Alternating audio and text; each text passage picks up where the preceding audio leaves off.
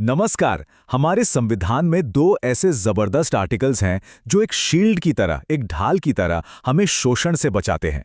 आज हम इन्हीं अधिकारों यानी आर्टिकल 23 और 24 की गहराई में उतरेंगे। ये शब्द जो है ना, ये इन अधिकारों की असली ताकत को दिखाते हैं। ये सिर्फ कागज पर लिखे नियम नहीं है, बल्कि ये हर भारतीय के सम्मान और सुरक्षा का एक पक्का वादा है। तो वो कौन से दो अनुच्छेद हैं? यही हैं, आर्टिकल 23 और 24।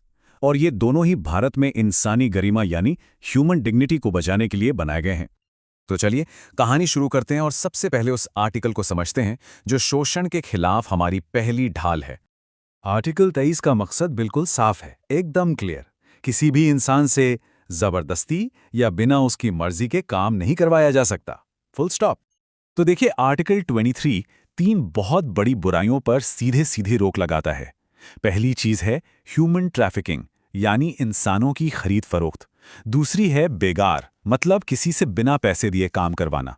और तीसरी किसी भी तरह का जबरदस्ती करवाया गया काम। और सबसे खास बात जानते हैं क्या है? ये रोक सिर्फ सरकार पर नहीं बल्कि आम लोगों पर भी लागू होती है। बेगार शब्द को समझना यहां बहुत जरूरी है। सोचिए, ये एक बहुत पुरानी प्रथा थी। खासकर जमींदार लोग बिना कोई पैसा दिए लोगों से काम करवाते थे, मजबूरी में, डर से। हमारा संविधान इसे शोषण का एक बहुत ही क्रूर रूप मानता है और इसीलिए इसे जड़ से खत्म कर दिया। अच्छा, तो एक सवाल यहां ये उठता है कि क्या इसका कोई अपवाद भी है? मतलब, क्या कोई ऐसी सिचुएशन है जहां सरकार किसी से काम करने को कह सकती है? हाँ, इसका जवाब है हाँ, लेकिन सिर्फ एक बहुत ही खास स्थिति में। मान लीजिए देश पर कोई आफत आ गई या देश की रक्षा का सवाल है, तो सरकार पब्लिक इंटरेस्ट में, सार्वजनिक हित में अनिवार्य सेवा लागू कर सकती है। लेकिन, और ये लेकिन बहुत बड़ा है, ऐसा करते हुए किसी भी नागरिक के साथ उसके धर्म, जाति या क्लास के आधार पर कोई भेदभाव नहीं हो सकता, बिल्कुल नहीं।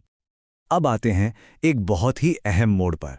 देखते हैं कि सुप्रीम कोर्ट ने इस आर्टिकल को कैसे समझा और इसकी परिभाषा को और भी बड़ा बना दिया।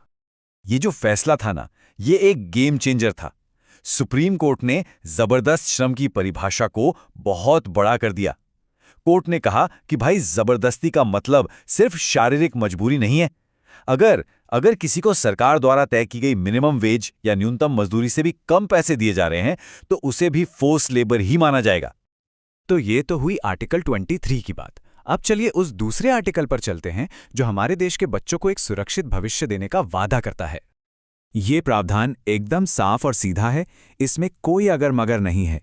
14 साल से कम उम्र के बच्चों से किसी भी फैक्ट्री, खान या किसी भी ऐसे काम में मजदूरी नहीं करवाई जा सकती जहां उनकी जान या सेहत को जरा भी खतरा हो। सोचिए, ये क्यों इतना जरूरी था? जब देश आजाद हुआ तो बाल मजदूरी एक बहुत बहुत बड़ी समस्या थी।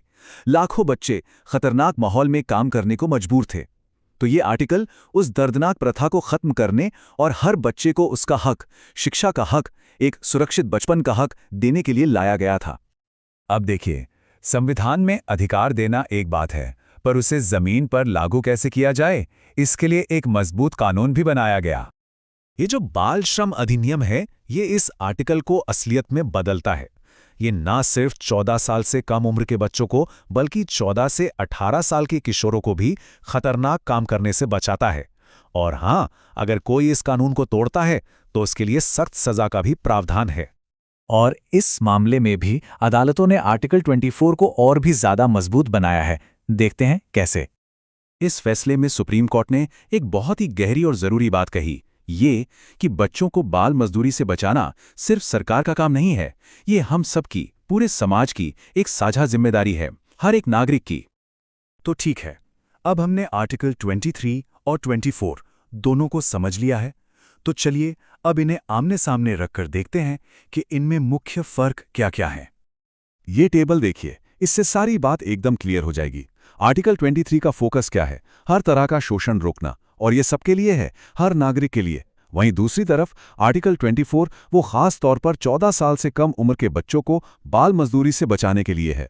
और एक सबसे बड़ा फर्क, आर्टिकल 23 में पब्लिक सर्विस के लिए एक अपवाद है, एक एक्सेप्शन है, लेकिन बच्चों की सुरक्षा के मामले में आर्टिकल 24 में 0 एक्सेप्शन है, कोई छूट नहीं। तो आखिर में इन सब बातों का मतलब क्या निकलता है? इन दोनों अधिकारों का निचोड़ क्या है? तो सबसे ज़रूरी बात यह है, आर्टिकल 23 हर किसी को, हर उम्र के इंसान को किसी भी तरह के शोषण से बचाता है। और आर्टिकल 24 वो हमारे बच्चों के लिए खास कवच है, जो उन्हें खतरनाक काम से दूर रखकर उनका बचपन सुरक्षित करता है। ये दोनों अधिकार, ये सिर्फ कानून नहीं है, ये एक ऐसे समाज की नींव हैं, एक ऐसे भारत की नींव हैं जहां हर इंसान सम्मान से जिए और हर बच्चे को एक महफूज भविष्य मिले। और अंत में एक सवाल सबके लिए। कानून तो अपनी जगह मौजूद हैं, लेकिन इन अधिकारों को हर एक इंसान के जीवन की सच्चाई बनाने के लिए एक समाज के तौर पर हम सब और क्या कर सकते हैं, इस पर सोचना बहुत ज़रूरी है।